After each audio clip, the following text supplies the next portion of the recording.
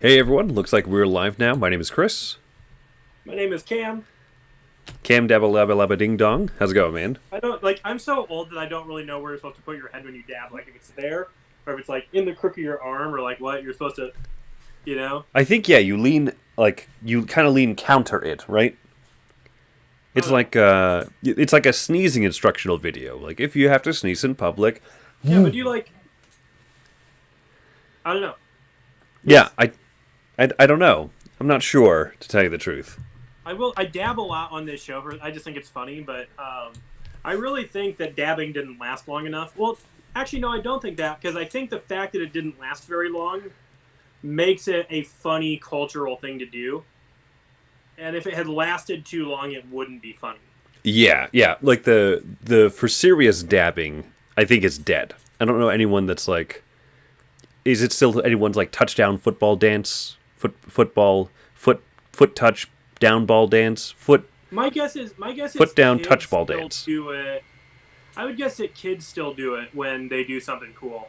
Like in elementary Like school, if like a they, fifth grader would do something like make a 3-pointer, playing ball in the backyard and be like, oh, but I might too after a 3-pointer, but like in a goofy way. And I think the thing about the dab that made it a good cultural phenomenon is I don't think anybody ever took it super seriously, including the people who did it. Like I sure. think you're always gonna have like these like trend people who do it like without any sort of goofy attitude, but like those people do everything sincerely, no matter how stupid it is. That's a trend. But I think most people were like, "Oh yeah, haha," Which I don't know. Dabbing's a good. It was. I was saying it's a good cultural phenomenon. Unlike I don't know minions. Minions are not good for society. But What's I don't minions? think the little yellow guy minions that Oh, they minions. get like Okay. yeah they got huge or like baby Yoda memes. Like I don't think those are good for society. I don't think they're ever good. Like minions, that kind of stuff is funny to make fun of, but Yeah, it's so bad that like it can't be good. Whereas like dabbing is kind of an understandable motion anyway. I don't know. I, Thank you for listening to my talk about dabbing. This is a board game podcast slash video cast slash vlog slash slash vlog. slash dabbing podcast. I think we talk about dabbing about 75% of the episodes, Cam. Okay, before we get into what we're actually going to do today, what game have you been obsessed with this week? Go. What game have I been obsessed with this week? Um, I've had a lot on my mind, so I haven't really been thinking a lot about games, but I've been playing a lot of trick-taking games.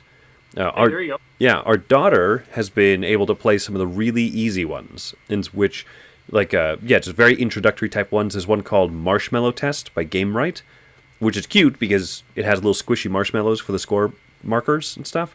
So, and it's very simple. It could be a very good introductory trick taking game. So we've been playing that, and then I downloaded like the Spades and the Hearts app on my phone. I've been playing some of Nice. those. So yeah, I've been really digging trick taking recently. You know what kind of apps I get really sucked into, even though I don't think it's really that good of a game, is Spider Solitaire. I've never I can played sit and Spider play Solitaire. Spider Solitaire forever, and like it's not a good. It's like it's basically just a time waster, like a frustrating time waster. That like it's fun, but you don't feel like you've accomplished anything. You just feel like you're lucky when it goes good, and you feel like you're unlucky when it goes bad. Okay. Anyway, uh, Yeah. What hey, about you? speaking of games, um, I have been doing some continuing education for insurance because I need to update my license, and I had to do an ethics course I did yesterday, where the entire last chapter was about. For some reason, this person who wrote this ethics course decided to go with. They must have just heard about it that day, or like that week or whatever when they were writing it and got way into it. But basically, Sun Tzu wrote The Art of War, and a lot of businesses I think adapt like businessmen probably in the last 20, 30 years have adapted those principles and like business is war, right? Yeah. So this insurance continuing education person co-opted that concept and was like all business is war and you can draw these comparisons with ethics here and this is your enemy, not the other competitors and yada yada. And like these precepts of that like don't necessarily line up but this is an interesting thought, and here's Sun Tzu's 12 chapters.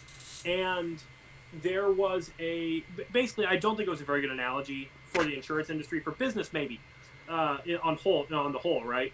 But there was a phrase in there that I've never read, The Art of War, but I thought it was really interesting because I think you can draw it so much to like player interaction in board games.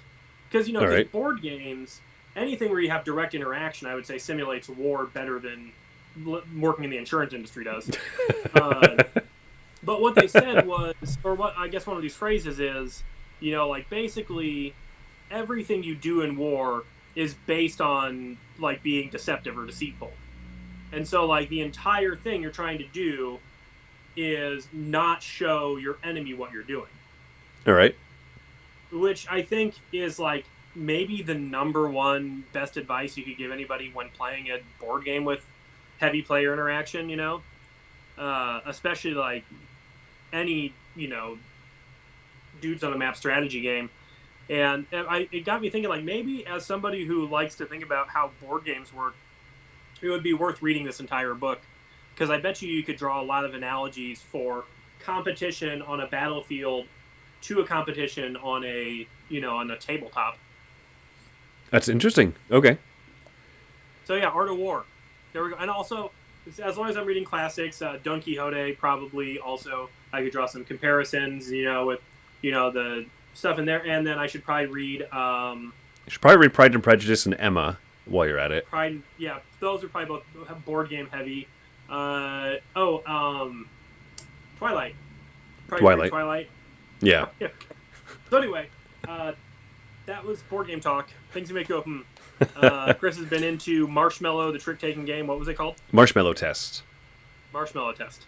Yeah, based off of that, like that somewhat controversial study about the can a kid wait to eat the marshmallow? Oh, right. Yeah, that Marshmallow Test, which has not been successfully recreated with long-term research. People are basically able to read into it what they want, because the first Marshmallow Test, people assumed it was kids who were more patient, were more successful in life.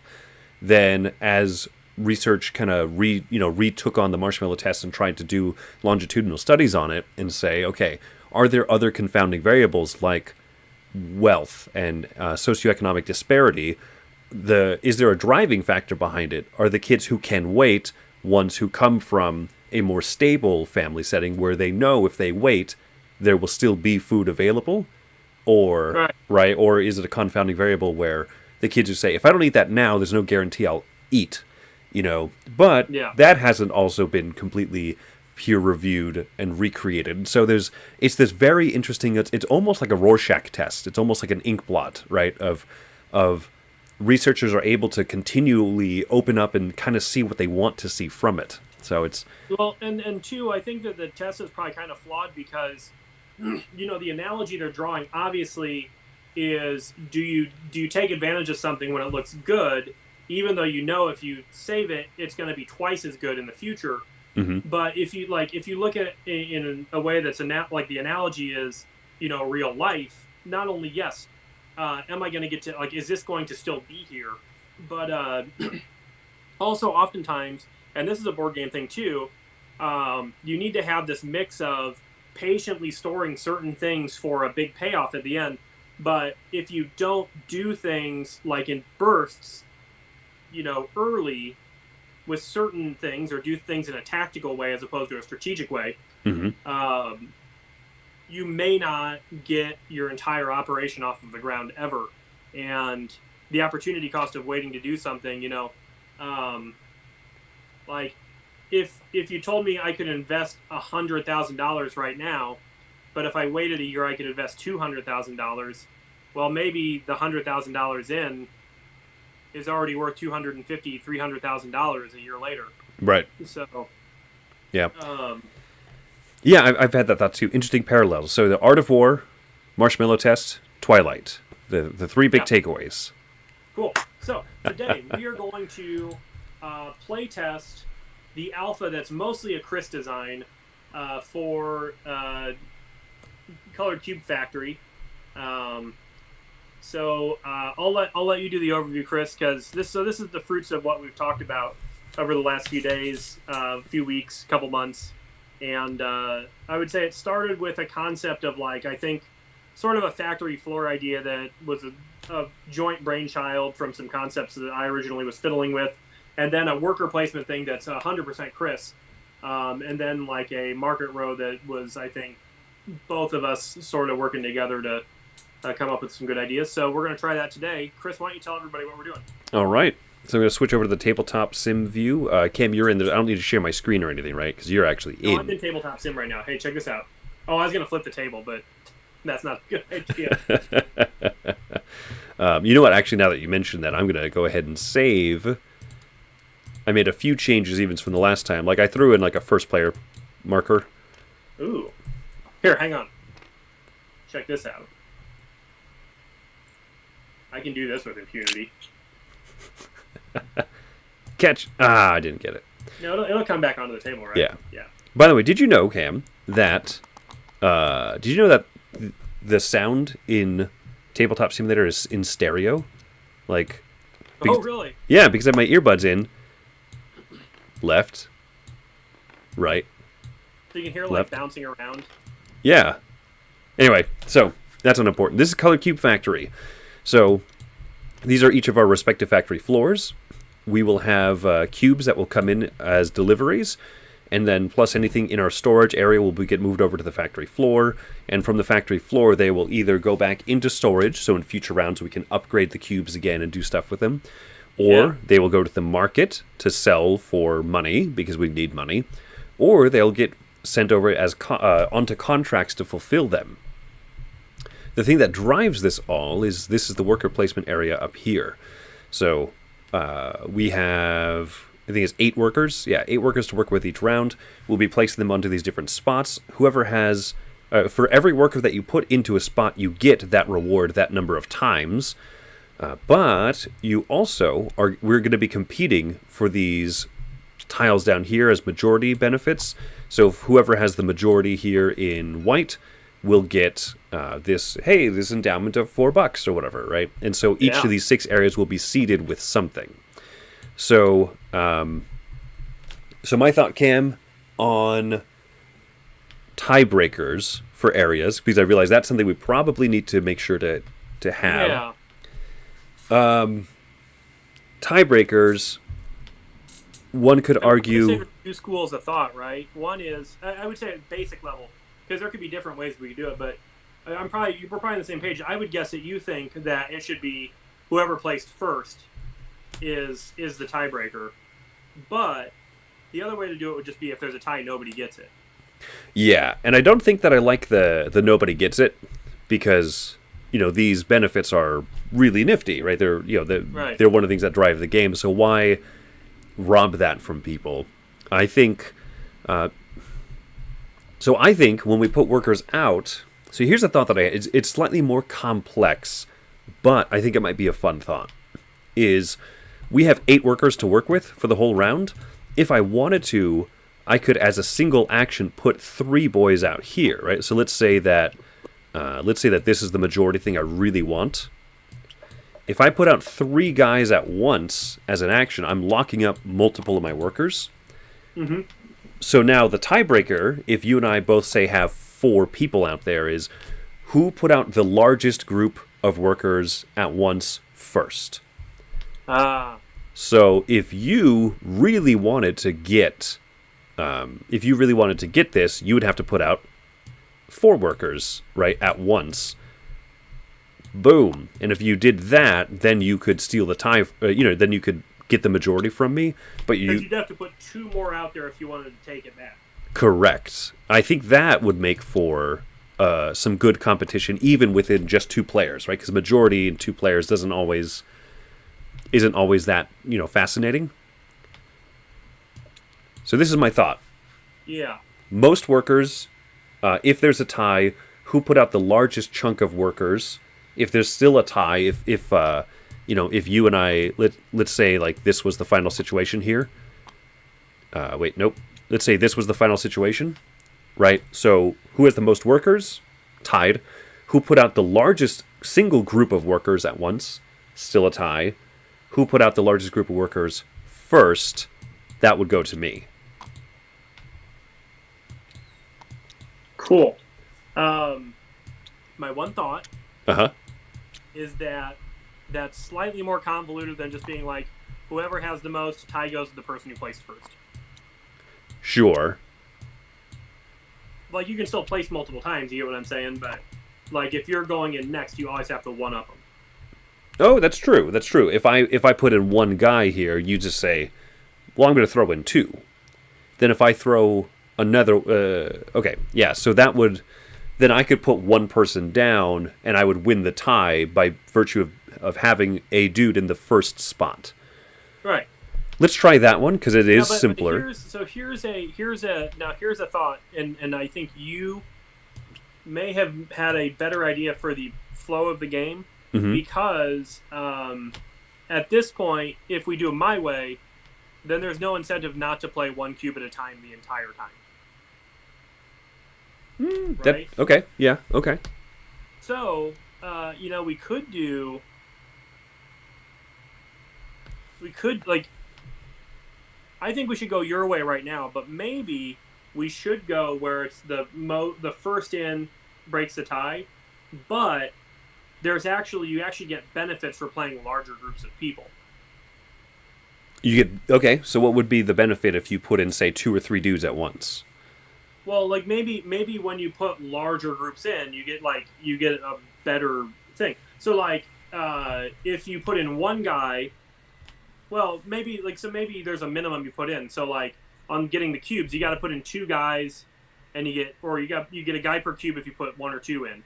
And if you put 3 in, you get 1 extra cube. And if you put 5 in, you get 2 extra cubes, or something like that. Okay, that's something we could toy with. But I think we should toy with that later. So I think we should go with your way now, so that we're not just playing one cube at a time to see what other people do. Okay, yeah, because then the largest group wins it. In fact, maybe the largest group should win it, no matter how many dudes you have in there. Just the largest group that was committed to that spot wins it, and so there's no going back and, like, catching it unless you're willing to put in a lot. Meaning that if you really want to win something, you have to play a big group. Like, there's no going back and going, well, I want to add this one on. So if I play 3 and you play 4 and we each only have 8 guys, like, if I really want that benefit, I didn't nut up as much as you did, even though I went first. Interesting. See, yeah, whereas with my method, we would just, if I had 3, you put in 4. If I wanted, I would just have to put in 1 to tie you, but I would have been first. Therefore, I would get the tiebreaker. I mean, don't you think that the way I'm suggesting makes it more meaningful to put to allocate larger groups? Which isn't that kind of what we're going for? I don't know. That's a tough call, because I want, like, a balance of it where you can kind of nickel and dime into a majority, but if you do that, you run the risk of someone throwing 3 at once and you saying, "Oh, I wasn't ready for that." You're saying that. Okay, so hang on. So you're saying that if there's a tie, the largest group played first wins it. Correct. Okay. Yeah. Well, let's just do that. That's easier for today. Okay. It's perfect. I mean, we're gonna Fred Durst this. It's my way or the highway. Yeah. Hey, can I? No, I think we had a fruitful discussion about the design of the game just now. So yeah. I'm gonna go pour some coffee into this cup really quick, if that's cool. Am I gonna ruin the stream if I do that? Absolutely. No, that's fine. Yeah, go for it. Okay. I'll be back in 30 seconds. You got it. Do you want to maybe seed the board here while I do that? Yeah, that's what I'll do. Awesome. So this is what I'll do. I'll stack all this together. Ooh, I hope this shuffles. That would be... Oh yeah, there's the gather button. Tabletop sim, G for gather? Oh no! Will this not work? Are they not stackable?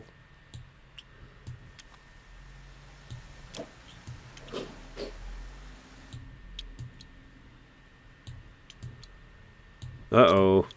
I probably made this wrong. G for gather. No! Alright. We have to randomize these.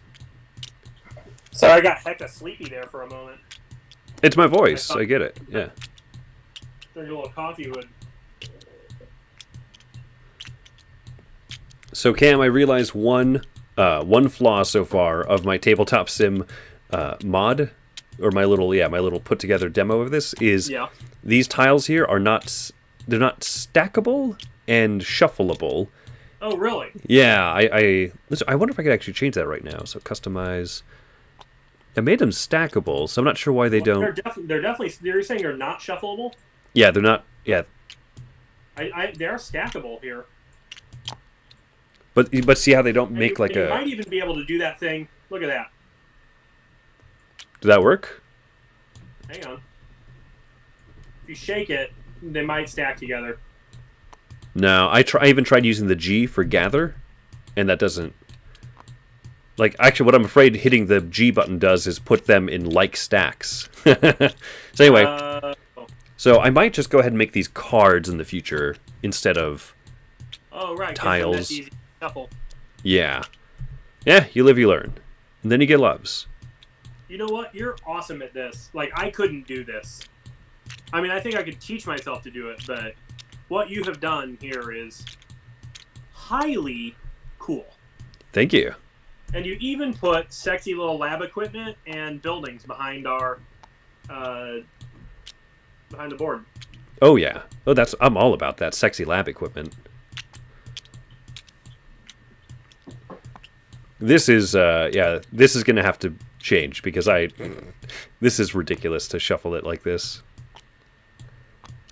All right, so we seed the different spots, right? So there's the 6 different worker action spots, and these are the majorities. Yeah, go for it, my friends.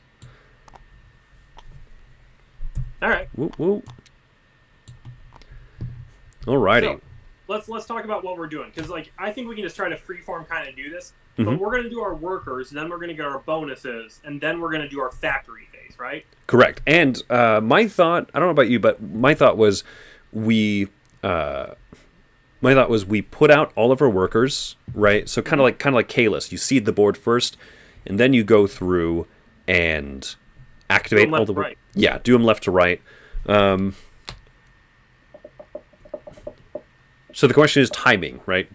I think you do all the actions first. You do them left to right, right? Because you can get resources here, then you can spend them on the other side. Make primarily money or whatever. But when do we earn the bonuses? Immediately, like as we resolve. We either earn the bonuses in order before we take the actions, or we earn the bonuses as the action goes off. So like, basically when you get to action 2, you check who gets the bonus, and then they get the bonus, and then you do the action. Okay, I'm good with that. So, yeah, okay, so do we have, when it comes to taking cubes, you're just getting white cubes there. That's where you get your white cubes. Then you can get $1 in the dollar spots.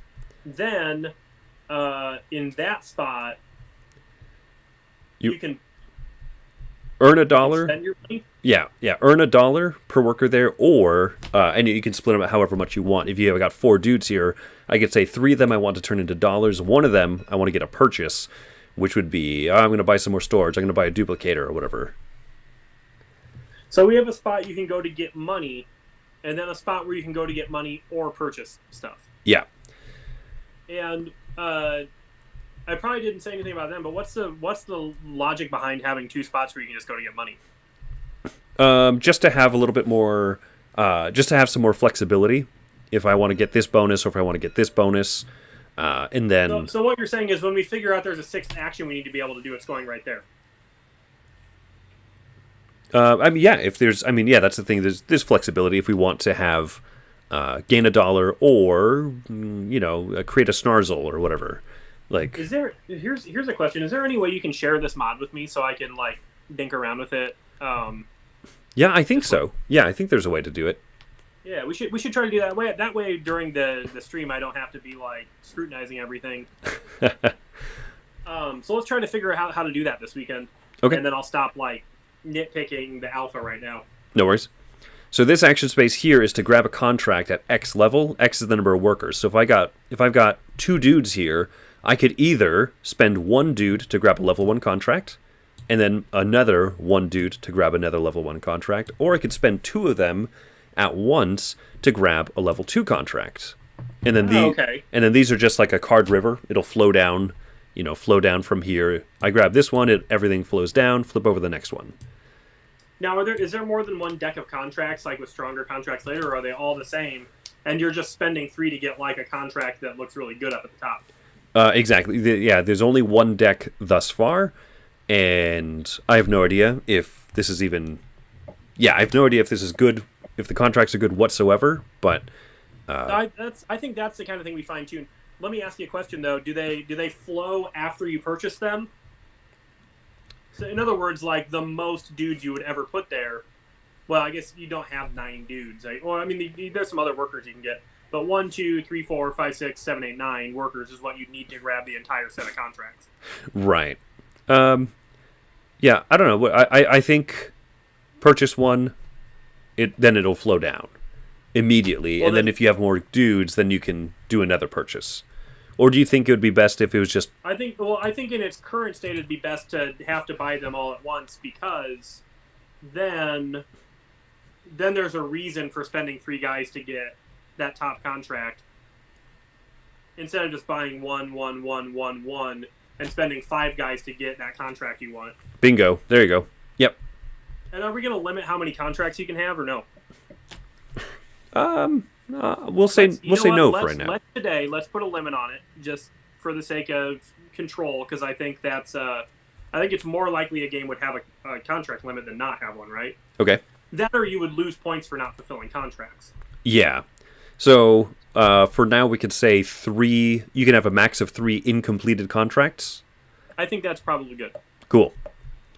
Yeah. So 5th action space over here allows you to purchase cubes at this monetary cost. And then the last one here, this is the upgrade action. So the cost to... Okay, so each guy that you have out here, each worker, allows you to take an upgrade action, which was if you have this smasher in your factory, you see that the upgrade action here costs 4, and that would allow you to flip it over, and it becomes an upgraded smasher. Instead of turning 2 cubes into a cube with a level higher, it'll allow you to turn 2 cubes into 2 cubes with a level higher. So upgrading and it's worth 2 points at the end of the game. And worth 2 points at the end of the game. Whereas exactly. This advanced smasher gives you a point when you do it. Yes, that is correct. Okay. Cool. Oh, and it shows how many points it's worth on the other side. Uh-huh. And the reason the advanced smashers were 0 is because probably all the points are you earn right when you do it. Exactly, yep. So the advanced smasher Smart thinking, Chris. Yeah, I kind of took this design idea, like the graphic design here, from Brass, the new Brasses, because try to have less stuff on the... So, like, you don't see the cost on the smasher. Why? Because you buy it from the stack, you know that it costs 4. So, hang on. So, each cube lets you flip one of those by spending money, or how does it work? Yeah, so the money, the amount that it costs to flip over, say, a smasher right here, is $4. Oh, it's listed below. Yeah. So, this is my other thought on it, is if I put 3 workers over here, I can choose... I can reduce the cost per 1 extra. So this 1 worker is what it takes to flip over the smasher. These 2 are going to be... $2 instead of 4. Exactly. Boom. $2. That's very hiring employees in Grand Austria Hotel. Oh, okay. Yeah. All right. Which is a mechanism in that game I really like. Because then it's like, okay, well, I can utilize... Like, this action is more powerful for the more dice. It doesn't let me hire more employees. But if I take it early, I get a big discount. You know, because you get so few actions in the game. We may get tons of actions. So how many rounds are we planning on playing here? 5? 5, I think, is my thought. And we might play 2 rounds and be like, oh, okay, good enough, thank you. Well, yeah, and we're already at a half hour in, 45 minutes in, so I think 30 minutes of tooling with this, maybe 40 minutes is probably about right? Yeah. Okay, so let's maybe come down and talk about the factory floor just quickly. So basically, anything that goes on your factory floor, you can run one time. Uh-huh. And you load everything up, and then everything can be used once, and then you send it out. But basically, if you want to bring stuff from your storage, not the stuff you got during the actions, you want to bring stuff from your storage, you get to bring cubes, 2 per cart you have, essentially. Yep. And then what do we got going on here? What are these guys? I just figured, oh, we'll just seed it at the beginning. Maybe you have a white and a red or something. I don't know. That's something that can be toyed with, starting resources or starting anything. But Oh, the white cubes are red. the what? For some reason for me. Are the white cubes showing up white for you, but they show up red for me? This one's white. Yeah. Yeah, for some reason it's red for me, but we're going to make it white. That's weird. This one's red right here. That didn't change the tint at all. So you have what, like a small red cube and a larger red cube? Is that what's going on? Yeah, well, the larger red cube is like a pinkish hue. And then, like, in the bag, they look white, but on the, Oh, I know why, Chris. Why is that? It's depending on what your player color is. Like, I bet you if I change my player color to purple... Well, no, red cubes still look purple, or purple cubes still look... Or white cubes still look red to me, even though I'm purple now. That's really bizarre. Yeah, they look obviously white to me. But you're all, like, I think it probably has something to do with the color you're playing. I bet if I reloaded the thing, they'd load up purple. Because I sat at the red seat. I bet you anything that's why. That's Like, weird. it became my player color. Bet you anything that's what it is. I don't know why. I'm just saying, that's what makes sense. Huh. I don't know. I don't know, Chris. I really don't know. All right, so I think we got it. I think we can do this. Basically, when you get the deliveries in, you can push them in. And then when you're done, everything can either go to the market to sell for, what is it, $1 per level? Yeah, so white... Yeah, exactly. So like the levels shown right here on this little chart. So white, red, yellow, green. If you sell a green cube, it's $4, but so much better to spend it on a contract. And the green ones do look green to me. So Okay. I have red, lightish red, yellow, green. All right. Maybe you have to toy with the color scheming of this or something. Well, and here's the thing, like, it just shows that it's good that they're different sizes, because, like, if they were any closer, there'd be a color blindness issue for me. Yep. So this game will be colorblind friendly. Yeah. Now, it would be good in the final production, not only to have different sizes, but also for the colors to be quite different anyway. So. Yeah, exactly. All right. Well, Chris, you are, I would say, the principal manufacturer of this alpha, so I think you should go first. All right. So we'll do this. I'll start with $5 and you'll start with 6 because... Sounds right. That's yeah. Perfect. Perfect. All right. I think that's a plenty good thing to deal with right now. And all the points are going to be scored at the end, currently, the way we have it. There should probably be a score Or tracker. do we have victory point chips somewhere? No, we don't. What I'll do is I'll just throw in Counters. counters. Let's just get some counters out. You know what I'm saying? Yep. Boom. Boom. Hey, there we go. Let me lock this baby down so I don't move it around. Locked in. Is there a way to lose points during the game? I don't think so. There's nothing yet. Okay, so then we don't need to start at like 5 or something. Correct. Perfect. Alrighty. Well, cool. Go for it. Your old pal Chris is gonna go ahead and... Watch this, guys. He's gonna go to the best spot. He's gonna go to the very best one. All right, putting 2 guys down here.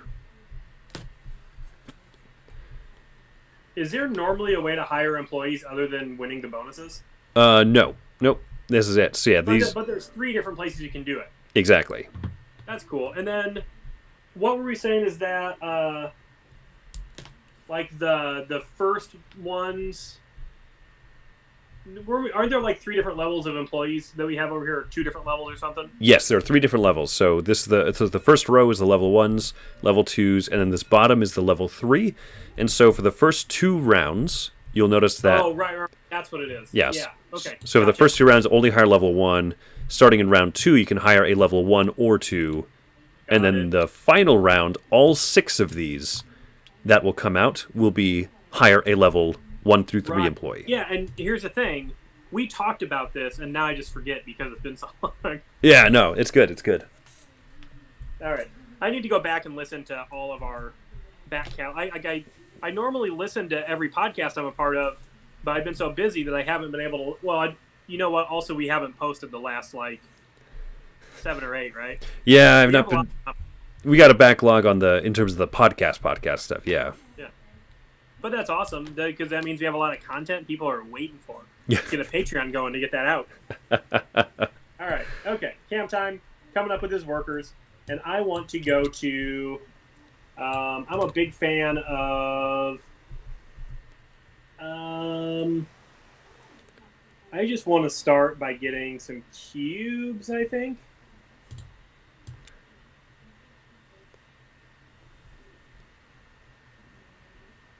I want to go there. Alrighty.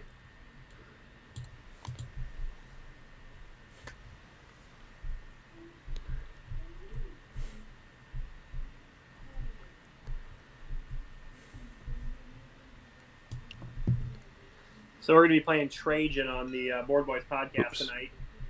Oh, okay. How it goes. Yeah, I've never played it.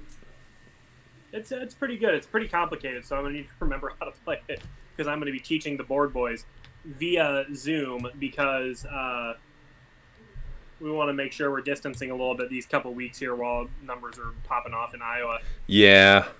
Yeah, you're the quarantine boys again.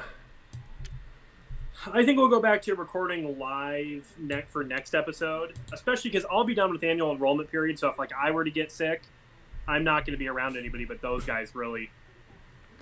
All right. And then, like, by the it's Europe kind of camp. for all the rest of those guys, too, so. I shouldn't say that on the air, but. All right, your move, sir. All right, I'm going to go ahead and take.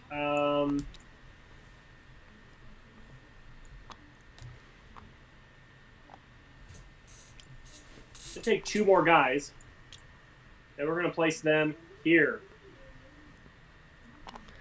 Dollar bills, y'all. Bills, baby, bills. Pay my telephone bills. Pay my automobiles. Pay my other bills. Pay some of these bills. I don't think you do. You remember that song, Chris? I don't. So you and me are through. Dun-dun-dun-dun-dun. Oh, by the way, I don't know if I said this. So I should have a player rate, but I mean, obviously this is still like alpha. Every round after workers are done, you get 1 purchase. So this plus purchase, okay. yeah, you always get a basic 1 purchase. So any extras here are that's the only way that you can get more than that. And then when you get the +1 purchase, do you do it after everything's said and done, or do you do it right then and there? Complete all the workers, then do a purchase, then run the factory floor. No, but if you get an extra purchase from your actions, you do those right then. Correct. Yeah. Okay. Okay. Okay.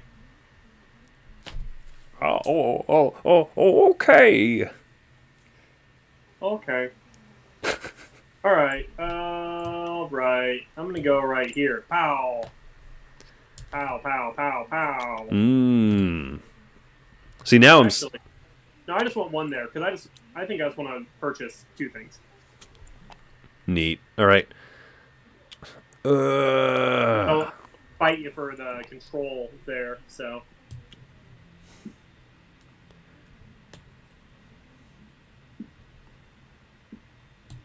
All right, back to you. So how do you delineate between actions? If so, say how we're doing biggest group, how would we remember if you placed like 2 and then you placed like 2 more? Would it become a group if nobody placed in between, or does everybody just go, "Hey, you can't do that"? Or can maybe you not play there if you're the most recent person to play there? Oh, those are good questions. Just something to think about. Yeah. Okay. I think that I would like to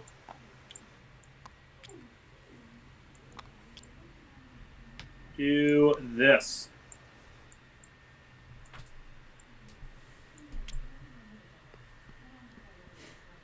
Yuck, yuck, yuck. Oh, boy. That's all your I'm going to workers. flip something early. I'm going to make it big. I'm going to make it all big.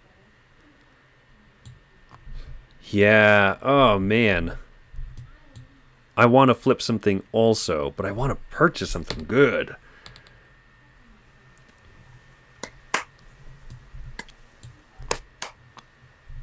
Oh crap! I forgot to get contracts. I guess I'll have to get contracts next round. I guess I'll be buying storage. Yoink, and then you're out, right? So, Yep. all right, boom. Got that boom, boom, pow. All right, sir. So, Well, so you get 2 white cubes and an employee, right? And then we're gonna say you technically get the employee first. yeah, I'm still trying to figure out the exact order of it, but yeah, I'll grab. Yeah, so I think that's good for now. I mean, I think a good order of operations for us to work with is just the thing you would be able to check, do it then, before you pull your eyes back. You know what I mean? Yeah, Like we're trying to make this game easy to play too. exactly. You know, and the thing I think about a lot in when like learning games lately is like how do you track these little minutia? Like I was thinking about it in Marco Polo 2 today, how like why do I get to go first according to the game system when I was the last one to play dice, but I choose 2 black ones? How does it know it was me? And obviously an app could track that, but in real life, what would you do? And you just take the hourglass every time you play the best, Yeah, spot. And so it's like, okay, that makes sense. So like, if we're gonna do these kind of things, how do we make sure? All right, so then I get $4, and I'm just gonna keep the $4 like this because it looks like $4. yeah, Then I'm gonna get 2 more bucks. cool. So Crap. Crap. There we go. Single boys. All the single bills. all right, so I grabbed. And you get a lot of little cubies. I Little did. cubies. Okay, And so I would assume there's no reason you can't do this all at once, right? yeah, exactly. Once the majority's done, we can take the actions how we please. So that is for sure $1. And then basically the only thing we need to do order of operations for is contract taking. Yeah. Yeah, ooh, that's a good question. Yeah, do these have to? Because contracts will definitely fire off in that order, won't they?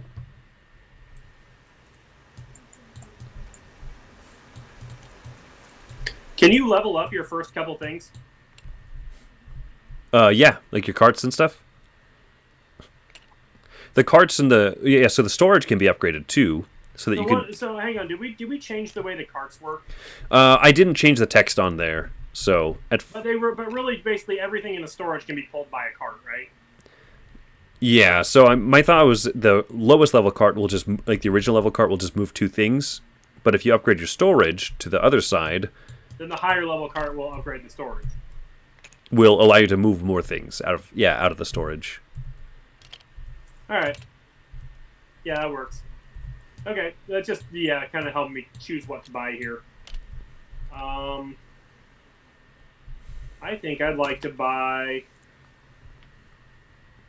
What do I got? I don't have really any cubes. Oh, but I'm gonna get this extra inventory of 4 white ones. Yeah. Well, you know what I always say, Chris? What do you always say, Cam? I always say buy smashers. If you can. Get some smashers if it's possible.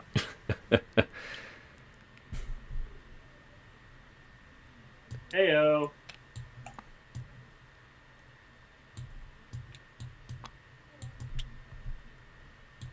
And that's going to cost me $4, which I'm just going to drag that money right over here and pull out of there when I feel like it. Then I get to buy cubes. Now I'm going to spend.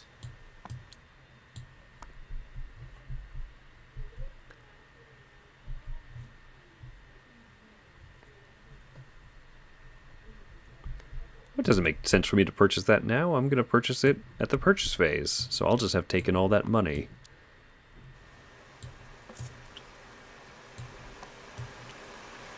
I think I'm just going to spend $2 for... In fact, can I not even spend anything? I just want this extra inventory. Sure. All right. All right, so I grab another level 1 employee. Because I forgot to get contracts, so having all these cubes isn't going to help me. Cubes of money, though. I just end up selling them. So, all right. Now I'm going to upgrade my my smasher for $2.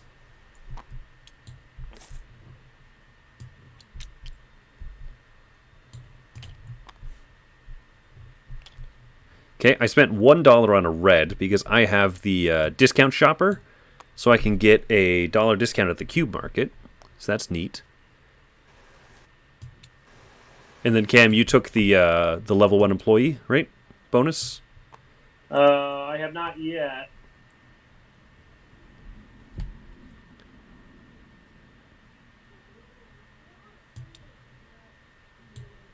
I'm going to get the floor man. Hi, floor man. Okay. Now we each get a purchase. Yep. So yeah, now we each get a I'm purchase. gonna buy some more storage.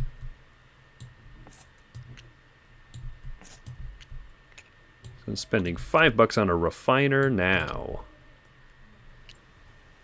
Well, I'm ready to run the factory. All right, let's do it. So both of my red cubes go onto the refiner. Oh, yeah, sorry, I can lock down the refiner now that's in here. So these are going here. I gotta pay $2 to do this.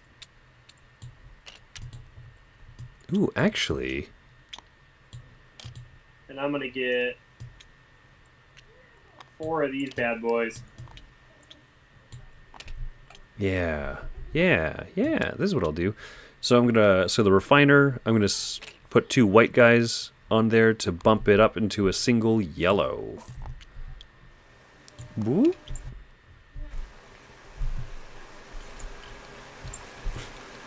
All right, Chris, I believe I'm done with my factory. All right, I'm putting all my I didn't have any contracts, so oops. But that's the way it is. 8. Okay, so I'm trashing all of these cubes here, and I'm getting $8 out of it. I'm leaving myself a little pile over here like a caveman, but Nice. oh,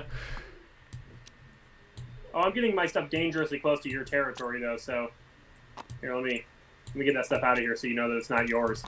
All right. Yeah, that'll work. All right, cool. Okay. Well, 1 round done. did you get any contracts done there, Chris? No, I got 0 contracts done. Oh no. Well, it looks like we're about in the same boat then. I think so. Yeah. Except for that you have a more expensive machine, and I have an upgraded machine in the storage, and then I've got more red cubes, and you have a lot more money than me. So cool. All right. Well, round 2. Should we get these bonuses out here? Yeah, let's do it. And then these ones are the employees, and we'll just kind of randomize them out. Okay. So are there a couple more than spots? Yes. Yep. For the first, yeah. Sweet. All right. How are we going to determine play order? Does it just pass, or is there a... For now, it'll just pass. For now. I mean, and I think that there might be something more to look at there, but for now, you go. Well, sounds good. Hmm.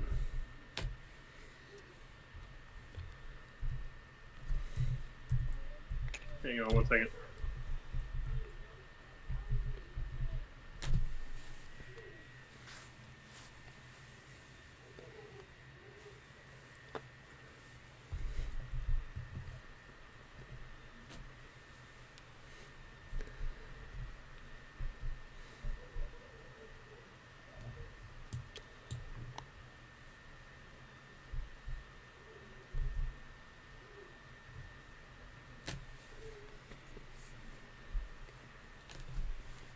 All right. Sorry about that. No worries. Board boy stuff. You know, the classic board boy stuff. Classic board boys. Okay, so here we go.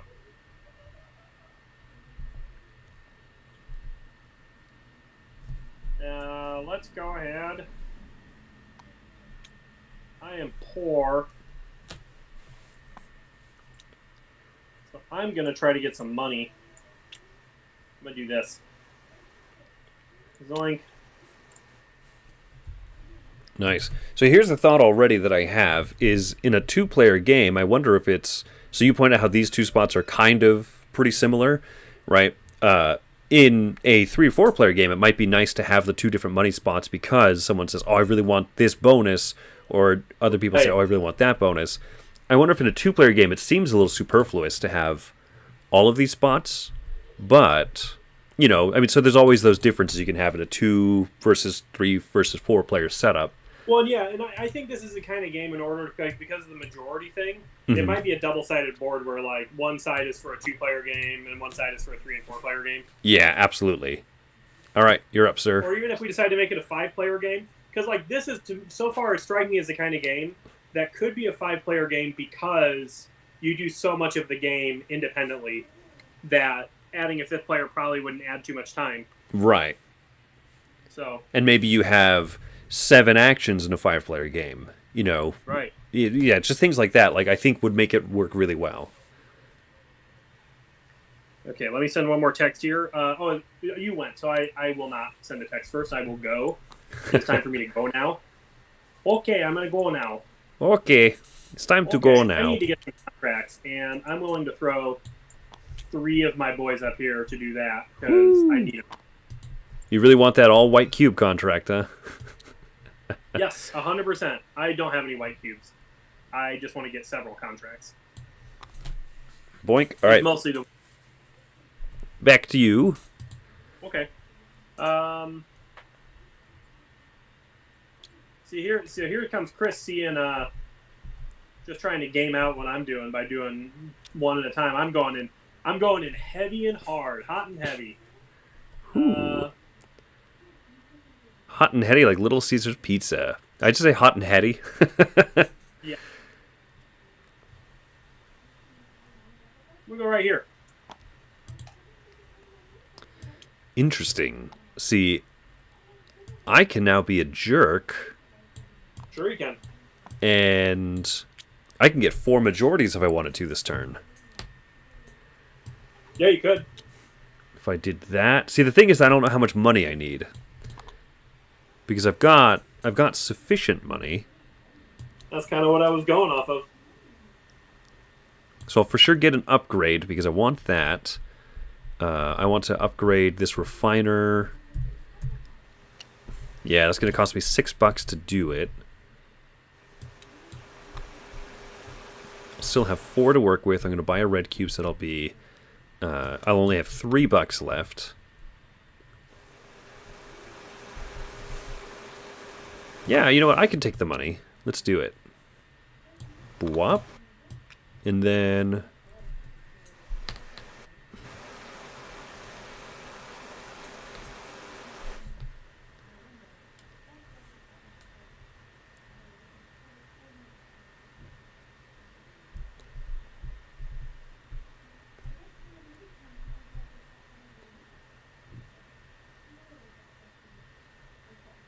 Alright, there we go. That's my actions for the round. So, action space number 1, I go ahead and get a yellow cube. Yoink. And I get 2 white.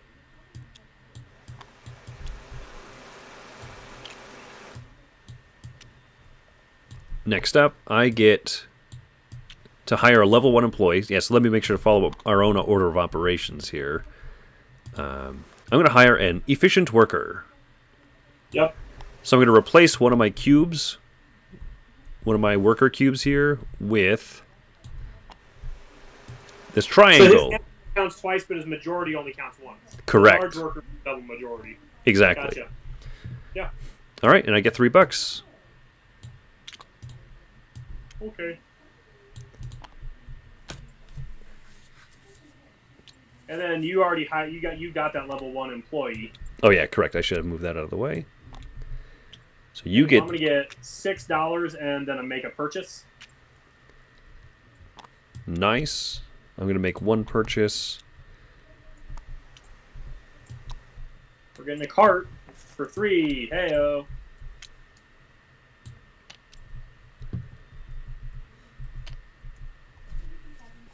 And then I get to hire an employee, and then I get to do 3 points worth of contracting. Yes, sir. Sounds cool.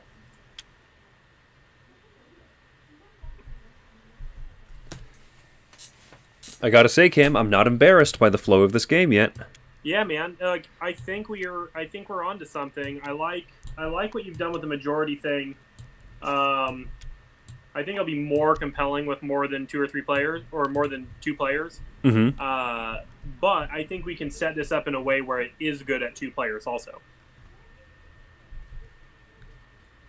And you know what? Maybe that is the easiest thing you could do for a 2-player setup would be just to have a small deck of cards that you flip and then you throw like a different color on there, and you have to get like higher than that to get a majority. And so like it'll knock out like a 3 on one of the spots randomly every round. Oh, nice. Yeah. And then like it'll do like 0 on one of them and like 2 on one and 3 on. So like if you really want the majority on a certain thing, you have to spend more cubes. Otherwise, like that will just suck up the bonus.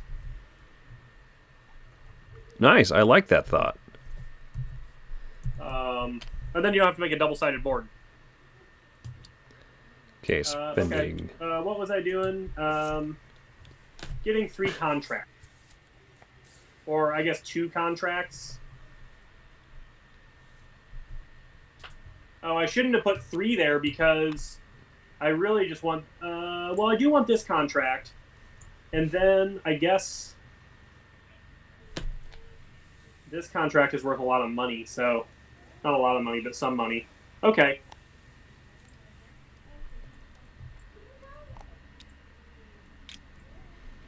Alright, I'm ready for purchases. Grab too many of those. And... Oh, I never hired my employee, did I? Yeah, that's right. You need to hire that guy.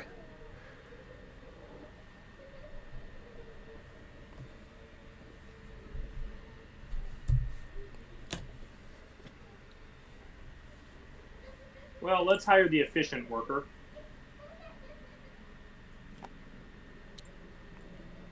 Hi, the efficient worker. And, okay, I'm ready to run... Oh, I get a purchase, and then I can run stuff, right? Yep, that's right. We do You purchases. can say $2, so that I can run one of my things twice. I'm trying to get 2 green cubes, and that's easy to do. So then I just need to make sure I have 2 red cubes. Wow, I didn't get myself any cubes this round. I'm a simpleton. Oh, wait, but I can get a fabricator, right? And that just makes me a white cube? Correct. Yep. The advanced... Oh, I don't have the kind of money for that. Oh, but I can get a duplicator. Okay. So $6 gets me a duplicator, and then I can run that twice to have what I need. So that pays for that.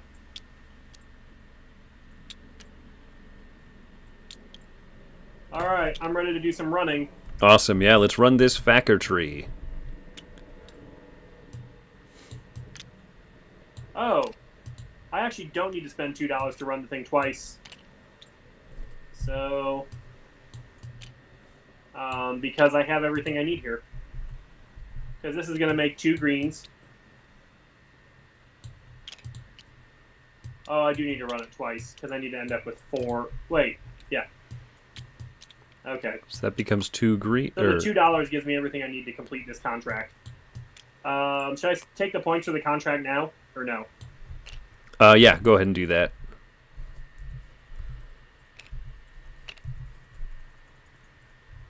Oh, whoops. Oh, man. Played that wrong.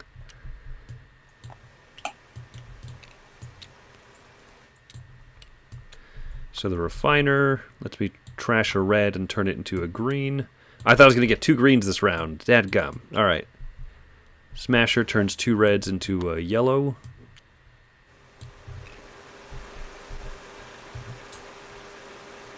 Whoops. I thought I was going to get 2 green guys from my refiner. No contracts fulfilled, Cam.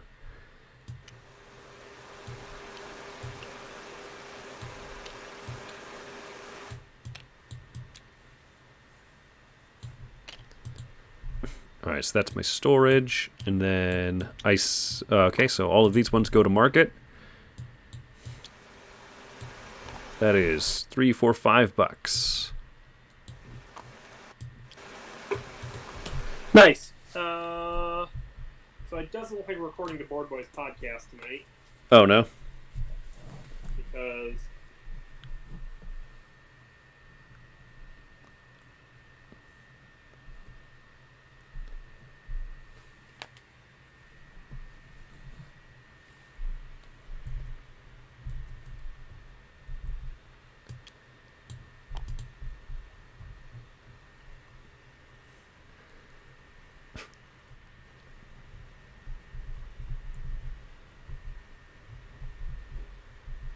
okay. Josh is throwing a curve at us, but which is fine. He's a busy guy. So Chris, I'm looking at the time. It's about 4:30. Mm-hmm. Do you want to maybe chew on what we've done today and then like try to get together Sunday and play a whole game of this? Sundays are usually a pretty busy day for me, but Right. let's just see what. I don't think I have time to finish this, but I could probably do another round. Yeah, I don't know if we could finish it today, but I think that this is some. I think that this is working. I do too, and I really do. I like the flow of the factory is really simple. Mm-hmm. I love that. Okay, so from a fun factor standpoint, so far playtesting a game of our own design for the first time. Yeah. I think here's what I think is working really good. Maybe you can agree or disagree. I think that the opportunity cost of getting some things and not getting other things is nice. I think we can make that weightier. But right now, I like where it's at. Because like at both rounds, I was like, oh, I forgot to get this thing, but I was able still to do stuff. And I think it would make you think a little bit more as you're playing. Caveat / downside. Mm-hmm. I think that perhaps the game is weighted a little too much in the favor of the bonuses, which seem to be pretty strong. Yes. And given the fact that we want this to be a crunchy Euro, I think leaving that much to player interaction might not serve us well in the long run. I sort of think that maybe the majority of what you get should come from what you choose to do, not what you can't control. I think a little bit should come from what you can't control 100%. And most of it should come from what you can control. But I don't think it's a thing we need to focus too much on changing right now. Mm-hmm. I just think as we playtest the game, we should maybe think about skewing power away from the bonuses and towards the actions. But I really like what we're doing up there, and I think it's a solid action board right now for what we got going on. Yeah. What are your thoughts on the actions? My thoughts are I like the actions. In a 2-player game, it's a little bit open, so like that second round is easy for me to swoop in because you took some big actions, quicker, which, it's fine because that is player interaction, and so, maybe next round you'd say, I didn't like putting out a group of 3, then a group of 3, and seeing what would happen from there. But it's nice that there's that opportunity, because if you said, I really want to lock these 2 things down, I'm just going to. And so I like being able to put out multiple workers at once. I like the action spots. I think that there are things that could be refined with maybe particularly with a 2-player game. I like that idea. Flip a deck of cards or something like that. It says, hey, put 1 cube in the second spot, and then when it comes to the computer player again, flip another card. It says, hey, add 2 cubes to the 4th spot. Something to drive up that interaction or reduce the spot, something. But I think that the basic idea of putting out workers, getting bonuses, taking the actions in order, I think that's working. And then the factory floor isn't huge. It's not getting unwieldy too quick. Sure. Which I think is good. but you're still able to make some interesting things happen, so that if we were to play this out to 5 rounds, I think our factory floor would be pretty big. And I think that that could get really satisfying. Mm-hmm. Yeah, I kind of agree. And I think I like a game where you start small and end up really large. Mm-hmm. Um, and I think that right now, based on the way it's growing, that 5 rounds will be like that point where like one more round would be overkill, but one less round would feel like not good enough. Yeah. So I like that so far. I really like so far everything about the factory, except, and I've been a detractor of this the whole time, but I haven't come up with any better ideas, Mm-hmm. is like, how do you make the storage and the carts kind of worthwhile? Because in my brain, there's still just one item that you have to buy twice. Okay. And that was the thing I was kind of worried about in the first place. But I think I think we have a solid enough product right now where I can really focus on just that aspect this next week and think like, really, what can we do to make that more exciting? Because honestly, Chris, from a first play standpoint, I think there's a lot to like about this. Yeah, I agree with your point here that the carts are perhaps superfluous, especially if it gets to the point where if you upgrade your storage, then you have to upgrade a cart. You know what I mean? Like, right. Like, yeah, then you're just doing the same thing twice. And so I wonder if carts could be kind of cut out of that equation a little bit, or... Well, I think what we can do is we can put a bottleneck somewhere in the flowchart that's fun, that doesn't just feel like busy work, you know? Yeah. I think anything we can... I think we, I think from alpha to beta, what our job really is to do is to take the parts out of the game that are not fun and do not work. Mm-hmm. And just in the first couple rounds of this, I was like, I don't mind buying a cart into storage, but everything I do in a game, I want to be like, oh, this is fun. And I had a lot of fun doing the actions. I had a lot of fun upgrading my factory. I had a lot of fun running my factory.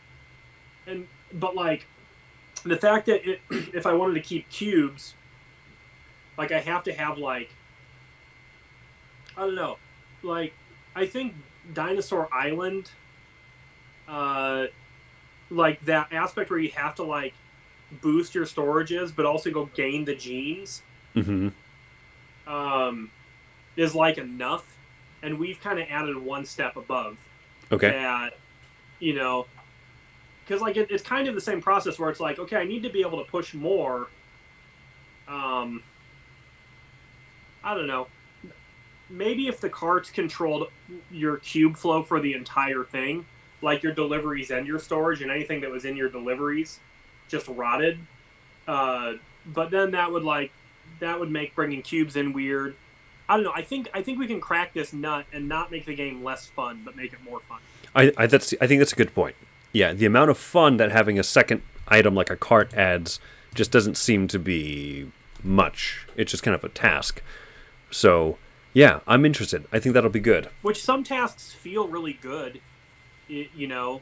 Yeah, but when it just is a task and you're like, I recognize that this is it's just a thing I have to do, instead of like, yes, I feel like this is contributing to something. Then, like, yeah. I'll go do a super boring quest in Skyrim if I get something out of it that brings me pleasure. You know what I mean? Yeah. Like, if I get experience, if I get to level up, if I get a new item, if I get, like, that kind of stuff. And I feel like when you go do the task of, like, getting cubes and money lets you do what you want. Mm-hmm. And getting contracts lets you score points. And upgrading stuff feels good, and getting new pieces for your factory to crush more cubes feels good. Even upgrading your storage feels good. Yeah. So, I don't know. Like, I think that's what I want to chew on. And if that's something you want to chew on as well, great. But I think if you pick another aspect that you were, fiddling with, then we can come back with 2 good ideas maybe next time instead of one, or there's multiple things both of us could think about. Right. So A thought that I had going into this before starting our play of it, one thing I would love to eventually be able to tie in is the idea of a recurring contract.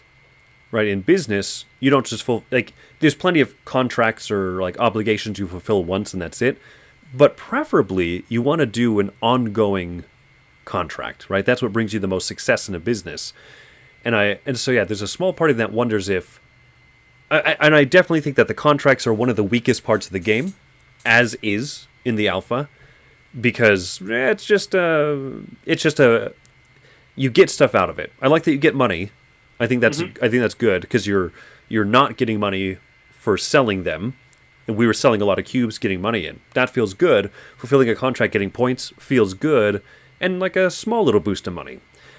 But there's something I want to do different with the contracts. I don't know exactly what it is yet, and it might be the idea of making the contracts smaller, but maybe you can gamble with it, so to speak. Like not gamble, but I have a contract for a red and a green cube, right? That's like half or a third of the size of most of the contracts so far in this alpha. But I'm saying I bet I will provide this client a red and a green cube at the end of every round henceforth. that is one thing. Another thing I was thinking of while you were saying that, how could we make like contracts more fun? Mm-hmm. I've always liked the idea in a delivery game of things you need to complete constantly and things that you have to that you want to complete before the end of the game. Yeah. But I was thinking about something that is like I was thinking about like tiered rewards and the way you do things and getting to do things in an interesting time. Mm-hmm. And part of me thinks, and I'm not trying to add. Let's shelve this for right now. But something I'm thinking about is one of the things that could be more fun in this game is what you get to do with the cubes when they're done. Yeah. And okay. I really like when you have like a puzzle aspect and like a tactical puzzle aspect to a game, like something that you're completing while you do it. Like the board in Orleans, where you're sending your guys away forever to like be part of the thing up there, and if you do things at the opportune time or put things in the right spaces, stuff gets completed. What might be kind of fun, and this is a big picture right now, but I think it could come down and be something we could do, and it wouldn't be that hard. Mm-hmm. Is what if there was an extra board? Like, what if we just had contracts, and we didn't split them into like 3 different types of contracts, but you had contracts for big points. But what if we had a board that maybe there was a few different ones, or like there was an interesting way to set it up, or maybe there was like a deck you flip from, and they get done like once a round. Mm-hmm. But there's like a spot, and we'd have to have the same size cubes, so they just have to be different colors at that point, I think. But like a little area where you're like building a little like mosaic with the 4 different colors, and at the end of the round you like get to go around and take turns placing them, and when you like fill certain spots you get different rewards. So like, but you have to kind of build from the outside. I think I'm explaining this in a weird way, but like you have a board and it just shows what color cube needs to go in each spot, and you have like either a little puzzle, so like things need to be built from like the inside out, or like you can place wherever you want, but like the rewards you get for placing blue cubes are different than the rewards you get for placing green cubes, and so on and so forth. But cool things happen when you complete certain objectives on that community board. So like maybe if I like fill out like the last person to like fill out this area, kind of a la Orleans, I don't just get like the reward I'd get for placing 2 green cubes, but I also get $1. And so you have this thing you're all working on together that's a good way to get money and points, but it creates a neat looking little thing, and you get to kind of be working on it together. Because in a lot of Euros, I think what's a fun aspect, like we played Tidal Blades the other night, or any of these games that have like these things where people are working together, is once everybody realizes how powerful it is, you kind of like race each other to complete that stuff, and it gets pretty fun and competitive. I don't know, but that's obviously a way bigger undertaking than just having two different types of contracts. Right. Thank you for letting me talk for 10 minutes, by the way. No, and you know what we have to do is we have to listen back to an earlier discussion we had, because we did have a conversation about, and like, when you send the cubes out to market, like something, I can't remember what it was, but it was some sort of alternative way to use them. We were talking about having the cubes you sell be the cubes you can buy, I think. Oh, okay, the cubes, like in that fifth action. Maybe that's not what it was. No, it was something a little different, but it was something more interesting than simply saying 2 whites and a yellow is $5. $5, thank you. You know. Yeah, I think maybe we had a little store board where like each cube represented a type of good, and you could only sell like as much as the demand was, or something like that. Something like that, yeah. But I do worry about. Sorry, go on. Well, no, you go ahead. I was gonna say I do worry about turning that into turn order, when one of the beauties of this is that the factory phase is all simultaneous currently. Okay. Well, what about this? Okay. So let's keep it simultaneous. Take what I was saying and boil it down to a smaller level. Mm-hmm. Maybe at the beginning of the game, every person gets like a goal card. And it's kind of like, you've played Trismegistus, right? Once, yeah. So you remember like the Philosopher's Stone, where like you have to put certain, like you unlock these cubes and you place them in, and when you make a row, like a column, you unlock some things, and when you make a row, you unlock the things. What if everybody had a Philosopher's Stone-esque grid of like 4x4 cubes? Okay. And when you make any row across or up and down of the cubes by sending them to that card, you unlock like rewards. And so, you know, when I'm sending stuff off, I can also send it there. And if I get red, green, blue, yellow, like then I get $4. But now I'm closer to getting yellow, green, green, red, which would get me like $10. And then, you know, so you have this little puzzle you're working on, and you can kind of prioritize the rewards you want. And then at the end of the game, you get like score based on how much of it you've completed. Okay, so something alternative, some alternative. Would that be in lieu of money, or would that be? No, that would be in lieu of in lieu of getting a like stable contracts you have to keep completing. The thing you can always work on is something you have from the beginning of the game that maybe you draw 2 and you keep 1, kind of like the goal card in Sagrada, or the like the card you slide behind your board. Yeah. And it could be the same thing if we get like good Kickstarter money, where it's like a 4x4 grid and you just slide something in so they sit in there nicely. You know what I mean? Okay. Exactly the same, where it's like I have to put these colors of cubes in here, and every time you make a link, you know, across, you get bonuses. Something to think about. Yeah. Okay. And I think that, because I like spatial stuff, and I recognize that not everybody does. Yeah. But I think it's not spatial enough, because I think what people don't like about spatial things is seeing like this sort of building. You know what I mean? But when you have a grid of like, hey, you just have to put blue here. You don't have to place it adjacent to this. You don't have to twist anything around. All you got to do is, if you want this bonus, you have to have this configuration in here. Right. It's not really a spatial thing. It's just like the order cards. It's just that you can kind of choose what bricks go in there in order to unlock the bonuses you want. And here's the thing. What could make the game really exciting in our final product is maybe the goal card you pick also has like a small asymmetrical player power too. Okay.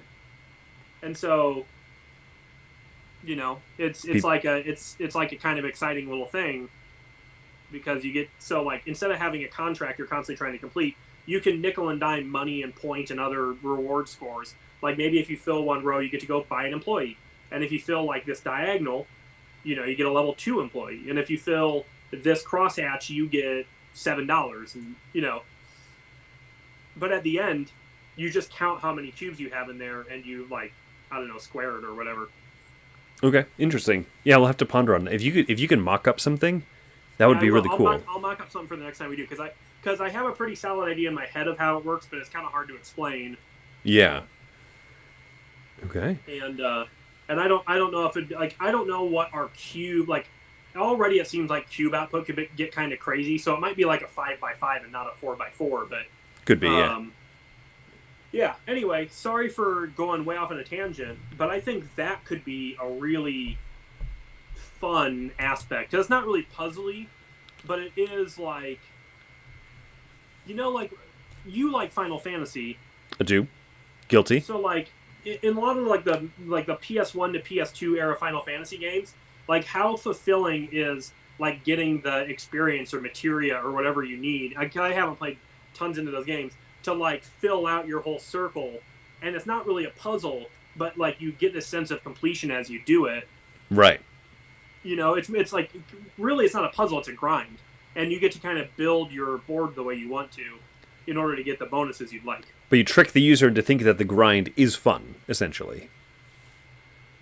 You don't trick them; it is fun. Well, I'm sure, but board Because game, you get rewards. but board games aren't fun. Get rewards is fun. No, I get it. I get what you're saying. Yeah, no, that's a good point. That's a good point. Yeah, I think we could tackle the contracts or like that part of it into something a little bit more fun. So that's cool, man. Yeah, mock up something, and I think that we'll have something to discuss next time. So, yeah. Cool. This was a success. This was a success, man. Seriously, great alpha. Good work on the TTS, Chris. You're the man. Do you want to do the honors or should I? You know what? Oh yeah, let me switch over. I'm locked. You should do it. All right. And away we go. Ooh, that was much louder than my ears wanted it to be. It wasn't that loud for me. All right, good. Very fun. All right, man. Super fun time. This has been C&C Board Game Factory. Love you guys. All none of you who watch this, but man, one day when this game is huge, people are going to be like, "There's a podcast we can watch about the development of our favorite game, the number 3 game on Board Game Geek." Right behind Gloomhaven and my first Gloomhaven. Well, Wingspan will be there Wingspan will be number 2, and or maybe Jaws of the Lion will pass Gloomhaven, and then one day they'll tie and they'll both be 1. Then Wingspan will be 2, and Patchwork will be 3, and will be 4. Perfect. Yeah, aim realistic, man. All right, thanks everyone for watching. Hey, good hanging with you, Chris.